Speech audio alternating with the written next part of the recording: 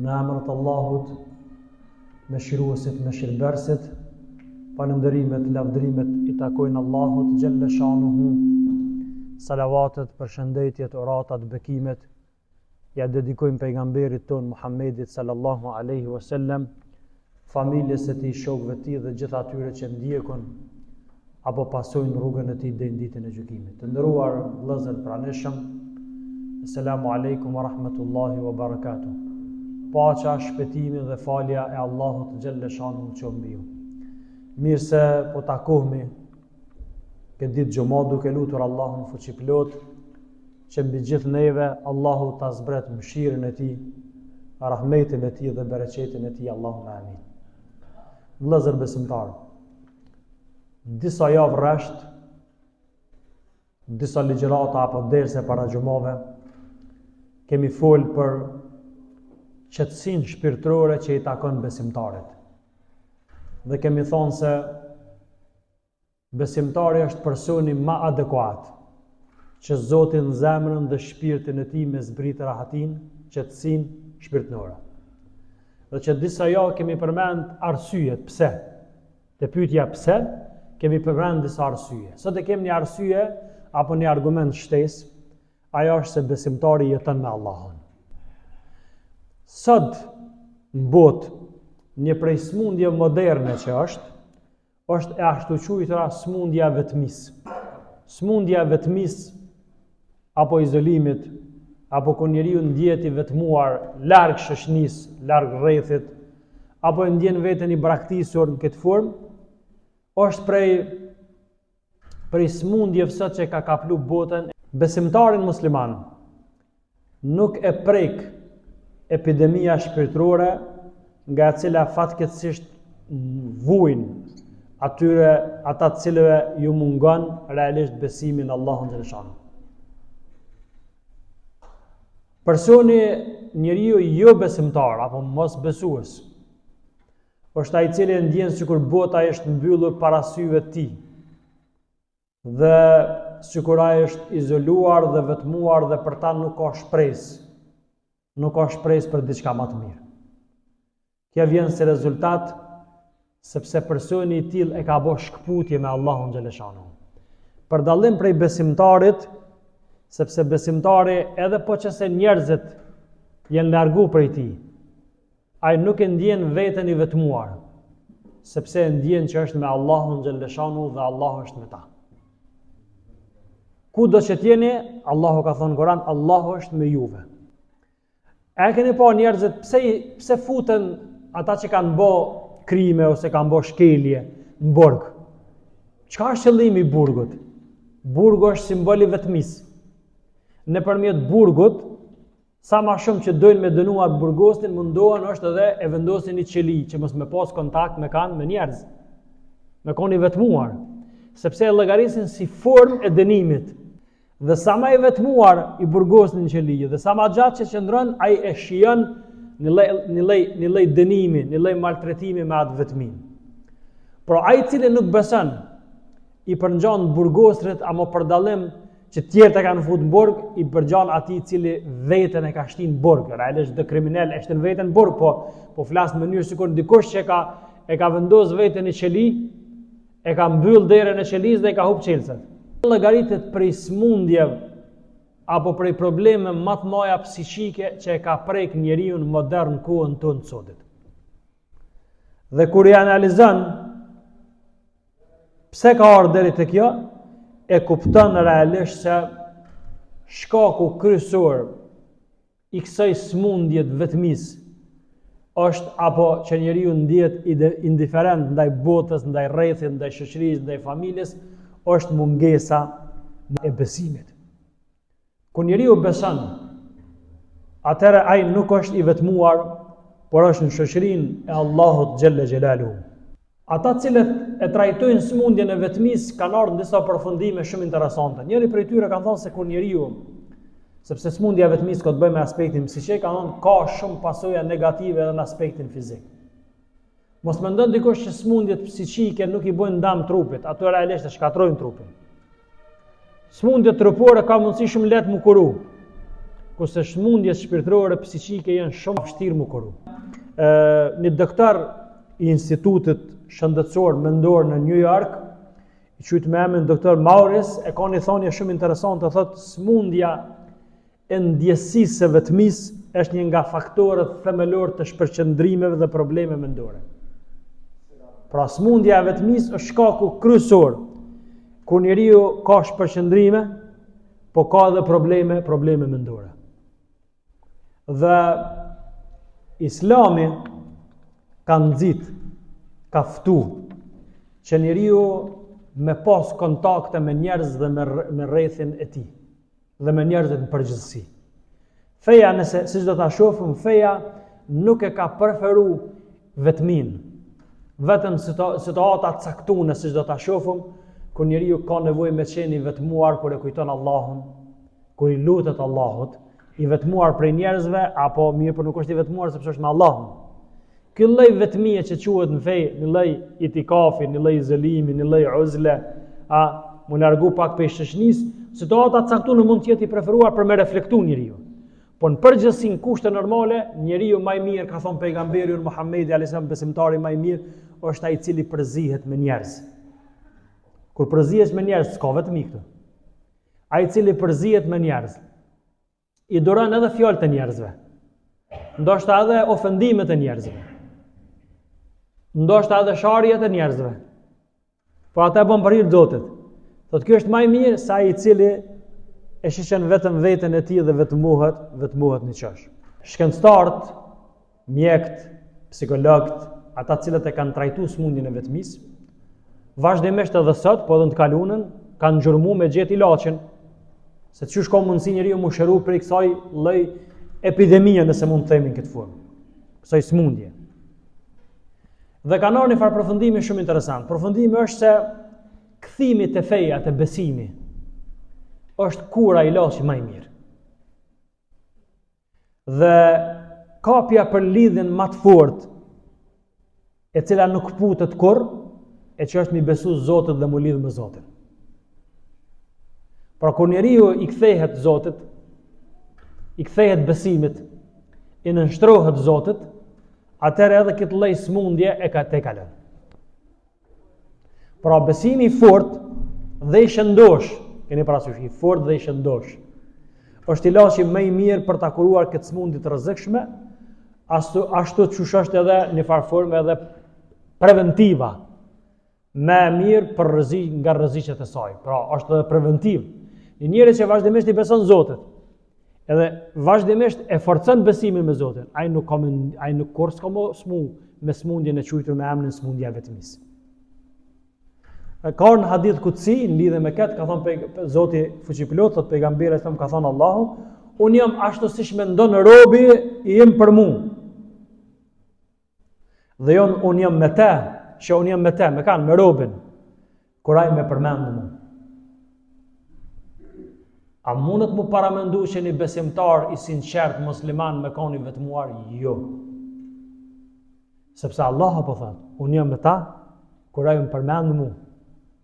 Fadhkurullaha dhikran kathira, përmend me Allahun shpesh. Ka tregon kjo, lidhja me fort mes robit edhe Zotit është lidhja që njihet me emrin lidhja e besimit. Si ka mundësi me ndje veten i vetmuar ai i cili i lexon fjalët e Zotit në Kur'an, walillahi al-mashriqu wal-maghrib. Allahut i takon edhe lindja dhe perëndimi. Kudo që të ktheheni, aty do ta gjeni anën e Allahut. Pra si ka mundësi me ndjej vetmuar një besimtar i cili vazhdimisht i lexon këto ajete të Kur'anit. I Allahut është lindja dhe perëndimi, këtë polet, këtë anë të Zotit. Kudo që të ktheheni, aty e gjoni kanë anën e Allahut. Pra gjoni prezencën e Zotit. Vërtet Allah është i gjerë në bujari dhe i dishëm. Ai është me juve, huwa ma'akum aynama kuntum, ai është me juve kudo që t'jeni. Allahu e përcjell çka bëni ju. Pra muslimani e din që kamera e Zotit është që vazhdimisht e përcjell. Kjo ndjesi e bën besimtarin me qenë më i rujtën, me pas sjelljen më të kontrolluar, më korrekte, Sepse para çdo veprimi ai e kujton që Zoti e sheh, Zoti e mbikëqyr, Zoti e përcjell.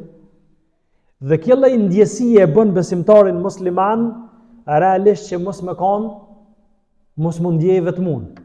Se problemi është kur njeriu ndjehet i vetmun, ai kur njeriu ndjehet i vetmun thot kërkush s'po më don, kërkush s'është me mua, unë jam vetëm. Tani fillon frika, fillon stresi, fillon depresioni, fillojnë probleme mendime negative, fillojnë probleme psiqike.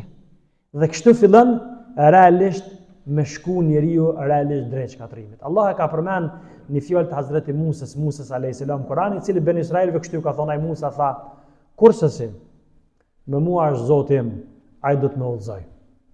Inna ma'i rabbi sayahdin. Me mua është Allahu. E dini Musa u përball me faraonin, me zullumçarin e kohës të Musës, i cili çka gjonte përpara shkatronte. Po kur Musa u përball me ushtrinë e tij përpara deti prapa faraonit, ben Israel, ata që i kishin besu Musës, se jo gjithë i besun, i thanë, komenazon faraonit tash. Fillon dyshimet. Çka tha Musa? Kella inna ma'i rabbi sayahdin. Kurse se me mua është Zoti, ai do të më ngjon rrugë dalje. E a dini çfarë rrugë dalje gjeti Zoti Musës? Hap deti. Para mënon me kon para një oqeani këtë ujë, kush e di sa i thellë. Edhe në moment me hedhjen e shkopit do hap deti. Sepse bindjen e kishte Musa. Nuk është vetaj. Me të është Allahu xhaleshanuhu. Edhe njëjtën e gjojnë edhe kur Muhamedi alayhis salam ishte në shpellë me Abu Bekrin. Muhamedi alayhis salam tha la tahzan. Inna Allaha ma'ana. Mos u mërzit, mos u piklla, se Allahu është me neve. E kuptuat? Besimtari është jeton me Allahun. Prandaj besimtarit i takon edhe në situatat më të vështira qetësia shpirtërore, është i qetë. S'ka frikë për ta, sepse ai është i bindur që Allahu është me ta. Pse besimtarit musliman i takon qetësia shpirtërore nga Zoti? Sepse ai jeton me Zotin. Ai jeton me Zotin, ai jeton për Zotin dhe qëllimi i besimtarit është me arrit kënaqësinë e Zotit. Arsyeja tjetër pse besimtarit i takon kjo qetësi shpirtërore është se besimtari jeton jo vetëm në tashmen. Besimtari jeton edhe të kaluarën. Besimtari jeton edhe të ardhmen. Si ka mundësi me ndodhë kjo? Besimtari jeton në shoqërinë e pejgamberëve, njerëzve sinqert dhe njerëzve të mirë. E dini pse një treta e Kur'anit është tregime? Edhe shumica këtyre tregimeve janë historitë pejgamberëve. Sepse atu në Kur'an kur e përmend historitë e pejgamberëve, është përmend ajka atyre historive. Muslimoni ju beson Kur'anit komplet, edhe atyre historive. Dhe jetën muslimoni e bën edhe duke u kthy nga një herë të kaluarën, por edhe të jetu tashmen, por edhe ato që Zoti ka paralajmëruar për të ardhmen. Kur Zoti ka folur sidomos për botën tjetër, xhenetin, xhehenamin, krejt kjo ndjesi e ka besimtari musliman.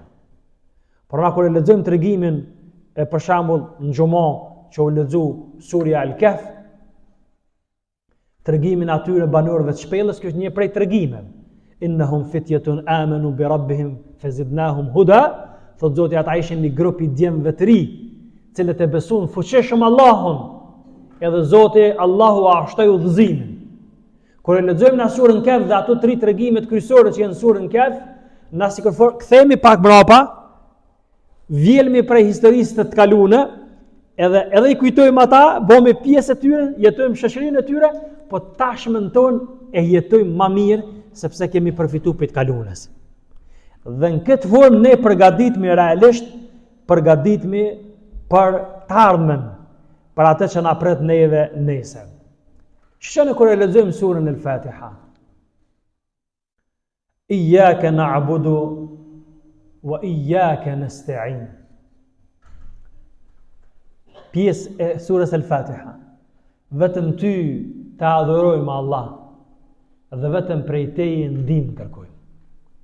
Pse nuk ardh? Me thonë o Zot, iyyaka a'budu wa iyyaka asta'in, njëjës po ardhën shumës, vetëm ty të adhurojmë. Ardhë veta e parë shumës, nuk ardhë veta e parë njëjës, o Zot, unë ty të adhuroj. Po na kur e kënojmë me sunën e Fatiha nuk thojnë o Zot, unë ty të adhuroj. Po na o Zot ty të adhurojmë. Kjo është poenta, sepse besimtari thash jeton në shoqërinë e kuj? Shoqërinë e pejgamberëve, shoqërinë e dëshmorëve, shoqërinë e njerëzve të sinqertë, shoqërinë e njerëzve të mirë. Edhe këta që jetojnë sot, po edhe ata që kanë jetuar në kalunën dhe i kanë përkit besimit tonë. Pra kur na e thëmë këtë ajet, o Zot, vetëm ty të adhurojmë dhe vetëm prej teje, pastaj vjen ajet tjetër, dhe vetëm prej teje ndihmë kërkojmë, pra ne në farforme e tregojmë se na nuk jena vetëm. Pra nuk jem vetëm, po jena në shoqërinë e njerëzve të mirë, njerëzve të sinqertë, njerëzve të drejtë. Pastaj vjen ai ihdinas siratal mustaqim. O Zot, udhëzona në rrugën e drejtë. Kush është rruga e drejtë? Kush janë ata që janë rrugën e drejtë? Apo kush janë kon rrugën e drejtë? Allah në surën El Fatiha nuk na tregon. Vetëm na mëson thot thuni, o Zot, udhëzona në rrugën e drejtëve. Në rrugën e drejtë. Kush është në rrugën e drejtë? Zoti në surën El Fatiha na kallzon. Na kallzon diku në Kur'an më vonë kur flet për pejgambert, kur flet për njerëzit e sinqertë, njerëzit e drejtë, kur flet për njerëzit e mirë, kur flet për dëshmorët, për ata martirë që kanë dhënë jetën në rrugën e Zotit. Pra kur flet për këtë kategori, Zoti i quajnë thot ata cilët i ka begatuar Zoti dhe ata janë në rrugën e drejtë janë këta. Pra në farforme sa herë që na thojna ihdinas siratal mustaqim, o Zot na udhëzon rrugën e drejtë, na e kemi në mendjen tonë në rrugën e pejgamberëve, në rrugën e të sinqertëve, në rrugën e drejtëve, në rrugën e të mirëve, në rrugën e dëshmorëve. Pra, pse besimtarit i takon kjo lloj kënaqësie? Sepse besimtari e gjen edhe qetësinë, edhe ngushëllimin, edhe udhëzimin, historitë e pejgamberëve në rand parë, pastaj historitë e njerëzve të mirë që Zoti i ka përmendur në Kur'an. Allah e ka përmendur në Kur'an lutjen cilën duhet me thonë muslimanët. Rabbena ighfir lana, o Zot falna neve, nuk thon Zot falu mu. Na mund, nuk është ndalueshëm me thonë Zot falu mu. Po si zakonisht në Kur'an kur ka ardhur dhe pejgamber që janë lutë çka kanë thonë, o Zot falna neve. Rabbena ighfir lana wa liwalidina, o Zot falna neve, falë edhe prindin ton. Ashtu lutja apo s'është? Allah në ajetin surën Al-Hashr, ajeti 10 thot Allahu xhaleshanu, Rabbena ighfir lana, o Zot falna neve edhe ata vëllezërit tanë cilët kanë jetuar përpara neve me iman dhe besim. Pra kjo është lidhshmëria, na dhe sot kur të lutemi, për kanë lutemi. Edhe për vëllezërit tonë që kanë jetuar përpara neve, gjyshrit tonë, stërgjyshrit tonë, paraardhët tonë të mirë. Kur një besimtar musliman punon vepra të mira, punë të mira,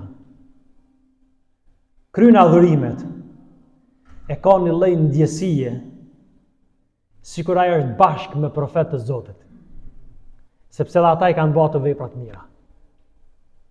Nëse herë që e fol me namazin, do të me pas këtë ndjesi sikur në neve është edhe pejgamberi i Zotit, pejgamberi unë i fundit Muhamedi a.s.